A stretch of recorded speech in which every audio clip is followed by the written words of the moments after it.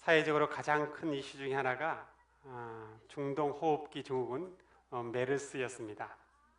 언론에 메르스 환자가 마지막 서울대학병원 격리치료병동에 입원했다는 언론 보도가 나왔습니다. 메르스가 그렇게 급속도로 사회에 퍼져갈 수 있었던 것은 그 전염성 때문에 그랬습니다. 그런데 눈에 보이지 않지만 우리 인간 세계에서 그런 메르스보다도 더 강력한 전염성 있고 위력적인 말이 있습니다. 그 말이 어떤 말일까요? 바로 불평, 불만의 말입니다. 감사하지 않고 투덜대고 원망을 터뜨리는 말이죠. 서울에 가면 지하철에 간혹 구걸하는 사람이 있으면 한 사람이 도와주기 시작하면 다른 사람들도 옆에서 덩달아 많이 도와주는 경우를 많이 보았습니다. 근데 마찬가지로 불평과 불만은 부정적인 의미에서 그렇게 쉽게 옆 사람에게, 많은 다른 공동체에게 동시다발적으로 전염되는 경우가 많습니다. 왜 그럴까요? 이것은 일반적으로 사람들이 잘못된 소식을 들으면 그것을 믿어버리는 경향이 있고 또 그것을 다른 사람에게 전파하는 그런 퍼뜨리고자 하는 속성을 갖고 있는 것 같습니다. 또 평소에 자신이 부정적으로 생각했던 것에서 동일한 말을 듣게 되면 자기 자신도 그의 동료가 되어서 동일하게 다른 사람에게 계속 그 말을 듣고 말을 내뱉어내고 그것이 계속 눈덩이처럼 증폭해가는 것을 볼 수 있습니다. 여러분, 사실 가만히 생각해 보면 나도 내가 하는 일에 만족하지 못하고 완벽하지 못하는데 어떻게 다른 공동체, 다른 사람이 하는 일에 대해서 내가 완전히 만족하고 완전한 내 마음에 흡족하게 그렇게 받아들일 수 있겠습니까? 사람이 그런 부정적인 소리를 듣고 내가 갖고 있다가 다른 사람에게 전하면 이제 그때는 계속적으로 연쇄 반응이 일어납니다. 저희 교회 주일 예배의 찬양은 전통적인 교회와 조금 다르죠. 보통 전통적인 교회에서는 설교하기 전에 한 곡 정도 경건한 찬송과 찬양을 부릅니다. 근데 저희 교회는 오늘의 교회처럼 예배 드리기 전에 보통 3곡, 옛날에는 4곡 정도의 찬양을 불렀어요. 그런데 어느 날 새가족 몇 분이 건의를 해왔어요. 교회가 분위기도 좋고 참 사랑도 많고 너무 좋은데 찬양이 전통적인 교회처럼 한 곡만 했으면 더 좋을 것 같다고 그러는 거예요. 아, 그래요? 알겠습니다. 몇 분이 그렇게 건의를 해왔는데 그러고 나서 몇 주가 좀 지났어요. 그런데 또 한 분이 교역자실로 이렇게 건의를 놨어요. 셀 모임에서 나왔던 이야기인데 우리 교회 찬양이 너무 짧다는 거예요. 자기는 찬양의 깊은 은혜를 받아가지고 이제 굉장히 클라이막스로 올라가려고 하는데 찬양이 끝내버린다는 거예요. 찬양을 조금 더 길게 해줄 수 없냐고 그의 셀 모임에서 이야기가 나왔대요. 내가 어떻게 해요? 하나님, 찬양을 더 짧게 해야 되는 것입니까? 더 길게 해야 되는 것입니까? 그래서 솔직하게 이러이러한 양쪽 편의 의견이 있습니다. 조금 더 이해해 주십시오. 그러니까 웃으면서 가시더라고요. 이건 참 긍정적으로 창조적으로 이렇게 건의해온 경우예요. 근데 만약 이것을 불평과 불만의 목소리로 건의한다면 어떻게 됐을까요? 왜 이렇게 찬양이 깁니까? 아니, 찬양을 좀 더 길게 뜨겁게 해야지 왜 이렇게 찬양이 짧습니까? 라고 자기의 감정을 거기에 담아서 쏟아내면 이제 사람이 두 패로 나누게 됩니다. 그러면 거기에 갈등과 반목이 생기고 이것이 급속도로 퍼져서 눈덩이처럼 계속 커져나갈 위험성이 있는 것입니다. 광야에선 이스라엘 백성들은 애굽에서 나올 때부터 불평과 불만을 쏟아냈고 성경에 최소한 10번 이상 불평했던 그 기록이 있습니다. 불평이 삶이 되어 살아난 사람처럼 불만의 목소리를 가는 곳마다 쏟아냈습니다. 그래서 하나님께서는 이스라엘 백성들의 영적인 체질을 좀 바꾸기 원하셨어요. 그래서 40년 동안 계속 훈련시켰던 것이죠. 감사하는 백성이 되길 원했습니다. 눈이 안 보이고 귀가 안 들리고 말을 못하는 헬렌 켈러가 어찌 보면 가장 비관주의자일 수 있는데 그가 그런 말을 남깁니다. 비관주의자들은 천체의 비밀을 발견한 적도 없고 미지의 땅을 향해 항해한 적도 없으며 영혼을 위한 새로운 천국을 열어준 적이 단 한 번도 없습니다. 그렇게 말하고 있어요. 오늘은 추수감사주일입니다. 추수감사절은 구약의 초막절에서 유래가 되었어요. 초막절은 한 해의 추수를 마치는 절기입니다. 우리나라의 늦봄, 초여름에 보리를 추수하는 것처럼 이스라엘도 봄에 밀과 보리를 추수해서 맥추절로 지켰어요. 또 가을에는 포도, 무화과나무, 또 석류, 감람나무 등을 추수해서 그것도 하나님께 초막절로 감사의 절기로 지켰습니다. 역자는 그렇게 생각할 수 있어요. 우리가 뭐 농사 짓는 것도 아닌데 요즘 뭐 귤농사 하는 사람들이나 감사절을 지키는 것이 맞지 않은가? 그렇게 생각할 수 있는데 전혀 그렇지 않습니다. 감사는 무엇을 풍성하게 얻고 수확해서 그렇게 감사의 초막절로만 지키는 것이 아니었습니다. 만약 무엇인가 풍성한 결실을 거두어서 추수감사절을 지켰다면 오늘날 그 감사절을 지키지 못하는 사람이 아마 아주 많이 생겨날 것입니다. 하나님은 초막절을 지키실 때 그것을 제정하실 때가 어디였냐? 광야에서 그랬어요. 광야에서. 아무것도 거둘 수 없고 척박한 그 땅에서 초막절, 추수감사절을 제정하셨던 것입니다. 하나님은 이스라엘 백성들이 정말 감사하는 백성이 되기를 원했습니다. 감사하는 백성이 된다, 정말 감사하는 사람이 된다는 것은 어떠한 환경과 주어진 여건에서도 여전히 하나님께서 최선으로 인도해 주실 것이다 라는 그 신뢰의 표현이에요. 광야에서 불기둥과 구름기둥으로 또 만나와 메추리를 모신 하나님께서 지금까지 이렇게 인도하셨고 앞으로도 그렇게 인도해 주실 것입니다 라고 믿는 믿음의 고백이기도 합니다. 이것은 하나님의 계획을 찬양하는 그 선포입니다. 또한 하나님께서는 초막절을 제정하셔서 광야의 생활이 끝이 나도 이스라엘 백성들을 계속 지속적으로 돌보시고 그 길을 인도하신다, 그런 하나님이 있는 것을 알기를 원했어요. 그래서 그 은혜에 감사하도록 그때를 꼭 기억하여서 성전에 올 때는 빈손으로 오지 못하도록 주께서 그렇게 말씀하셨습니다. 그러한 초막절을 오늘날 추수감사절로 영국의 청교도들이 성경적으로 재발견하게 됐는데 1620년 메이플라워를 타고 신대륙을 향해서 나아갔죠. 신앙적 자유를 찾기 위해서 떠났습니다.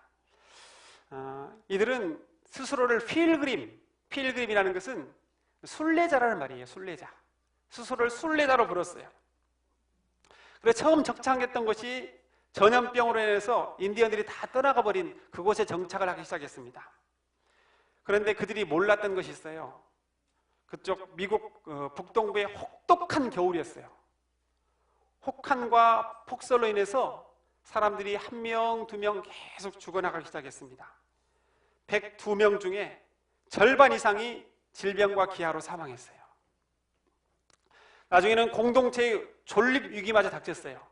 그때 청교도인 브래드포드는 일기에 그런 내용을 담았습니다. 100여 명 중에서 1월과 2월에 많이 세상을 떠나고 이제 50명밖에 남지 않았다. 건강한 이들은 6, 7명밖에 불과했으나 이들은 땔감을 가져오고 음식을 마련해오고 더러운 의복을 세탁해 주었다. 사람들은 기쁨으로 자원하는 마음으로 아무런 불평도 없이 이 수고스러운 일들을 해주었다. 그 긴 겨울이 지나고 봄이 왔어요. 그런데 아직도 절망 상태였는데 한 인디언을 만납니다. 근데 그 인디언이 예전에 영국 상선과 교류했던 인디언에서 영어를 좀 알고 있었어요. 그래서 그 인디언이 곡식에 종자를 주고 또 약초를 갖다 주고 농사 짓는 것을 같이 도와주는 거예요. 그래서 청교들이 매주 하나님께 번성과 또 번영을 위해서 하나님께 계속 감사로 나아갔다가 1년이 딱 되어서 아름답게 수확을 했어요. 그래서 그 수확할 때 마사소이트 추장을 초청하고 90명의 인디언들을 초청해가지고 감사의 축제를 벌입니다. 그것이 추수감사절로 재해석돼서 내려온 것입니다. 여러분, 근데 그때의 수확은요, 아주 보잘것이 없었어요. 이렇게 풍성하게 오곡백과가 무르익은 그런 수확이 아니었습니다.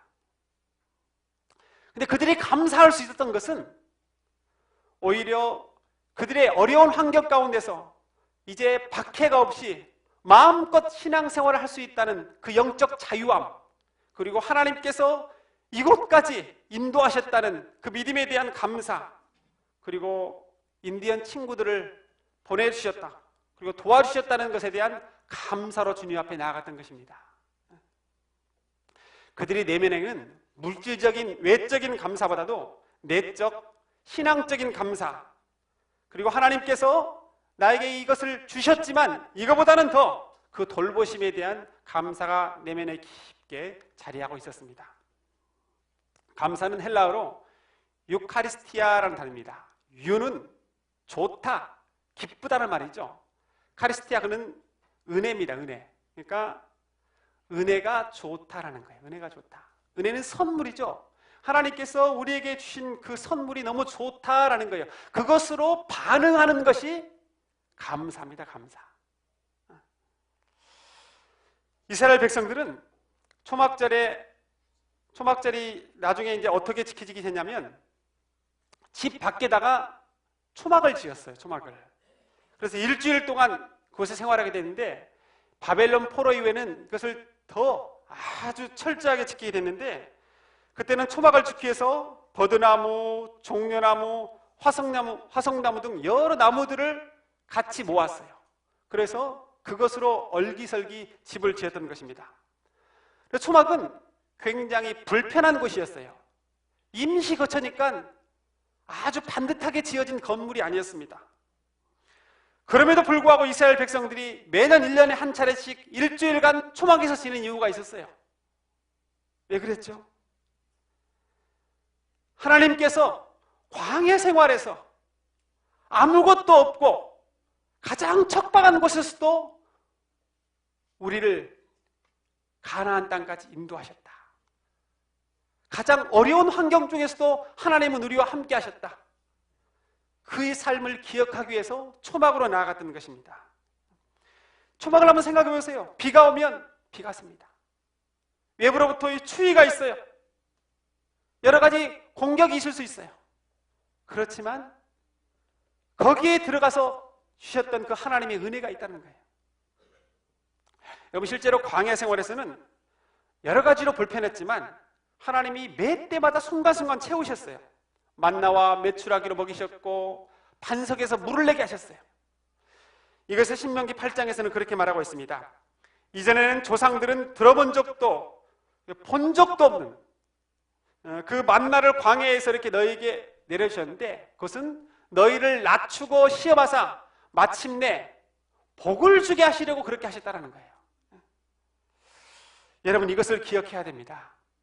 정말 어려운 환경, 척박한 환경 가운데 믿음의 감사를 해보세요. 그러면 그곳 가운데서 역사하신 하나님의 놀라우신 은혜가 있어요. 여러분, 이런 초막의 때를 기억하지 않고 살아가면 어떻게 될까요? 성경에서 오늘 그걸 17절에 아주 분명하게 말하고 있습니다. 우리 17절 말씀 한번 같이 읽어보겠습니다. 17절, 18절 시작. 그러나 내가 이 제물을 얻었다 말할 것이라.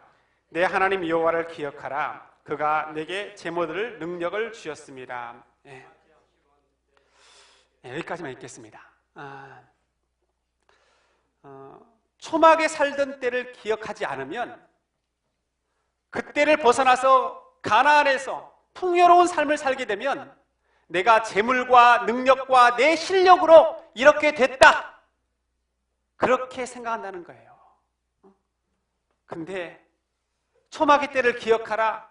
그때 하나님께서 공급해 주셨던 것처럼 하나님이 지금도 재물 얻을 능력을 주어서 너가 이렇게 됐던 것을 잊지 말아라는 거예요.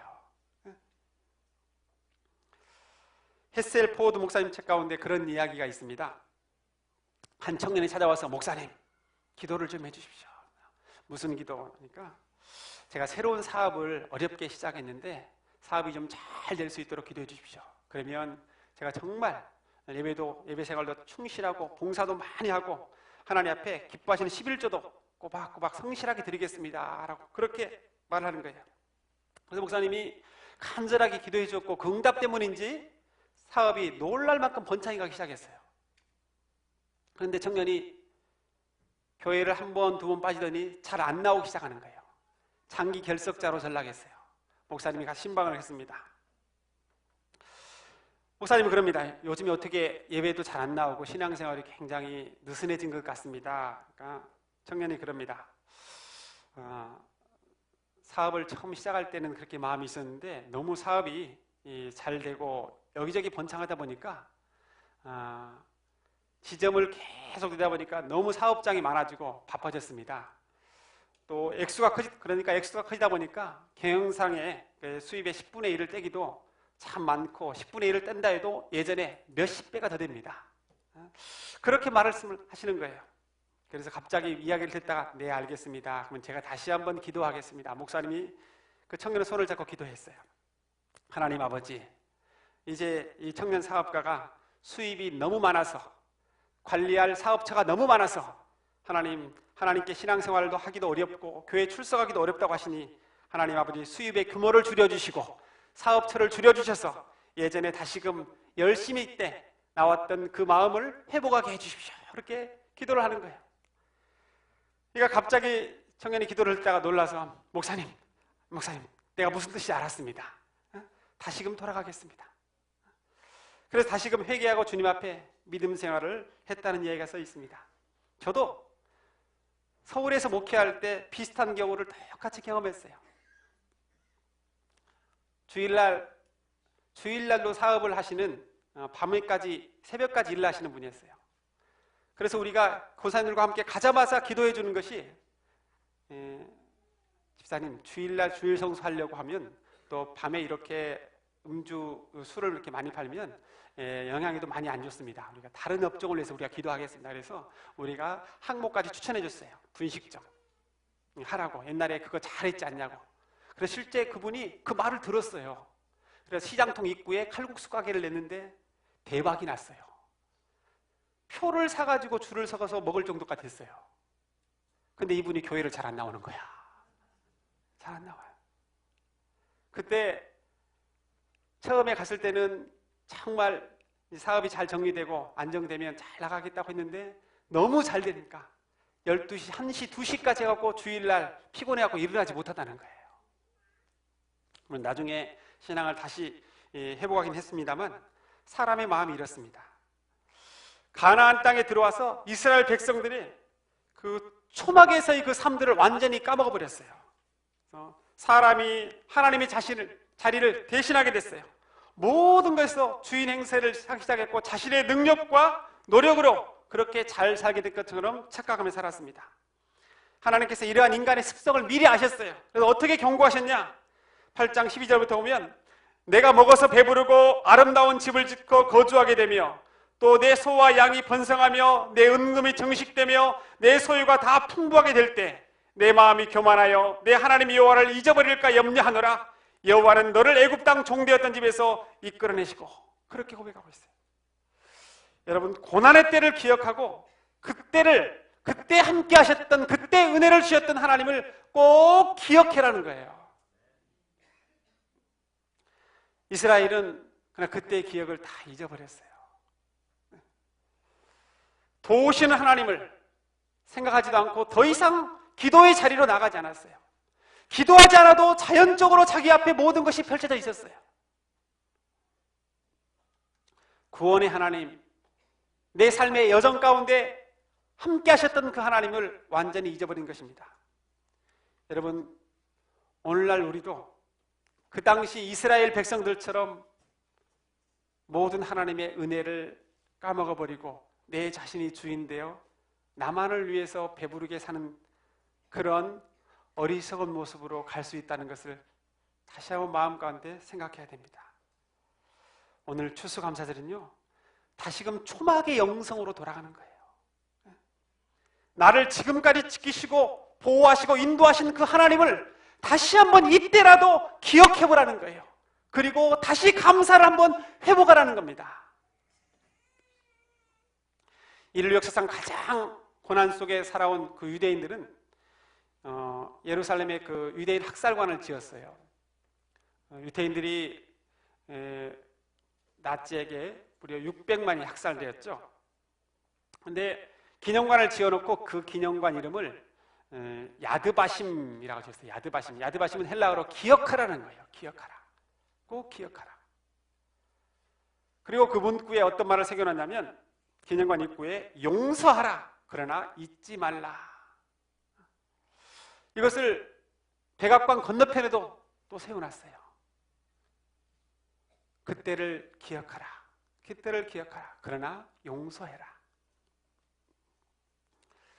생물학자들이 하면 물고기 지능이 일이 안 된대요. 일이. 어떻게 일이 안 되는지 모르겠는데 그 이유를 설명하는 거 보니까 참 재미있어요. 물고기를 이렇게 딱 낚시를 던지면 낚싯바늘에 딱 물잖아요. 딱 물 때는 아파 하고 하다가 잘못하면 탁 빠져나가잖아요. 그리고 나서 3초가 지나면 물었던 걸 잊어버린대요. 이게 그 낚싯바늘인지 잘 모른대요. 그래서 또 묻나는 거야. 여러분, 우리가 이렇게 은혜를 망각하면 안 됩니다.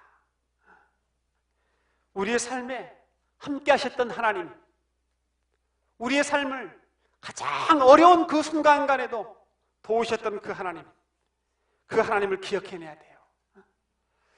우리 현실 안에서 현실만 바라보고 왜 이렇게 펼쳐되는지 불평과 불만을 쏟아내는 사람이 있을 수 있습니다. 여러분, 그것을 제거해야 돼요. 깨끗하게 제거해야 됩니다. 지워야 돼요. 감사는 의식적인 감사가 아니에요. 오늘 추수감사절이기 때문에 단순히 주님 앞에 나와서 이런 과일을 가져오고 주님 앞에 예물을 한번 드려서 그렇게 추수감사절을 치르는 그런 의식적 이벤트가 아니라는 거예요.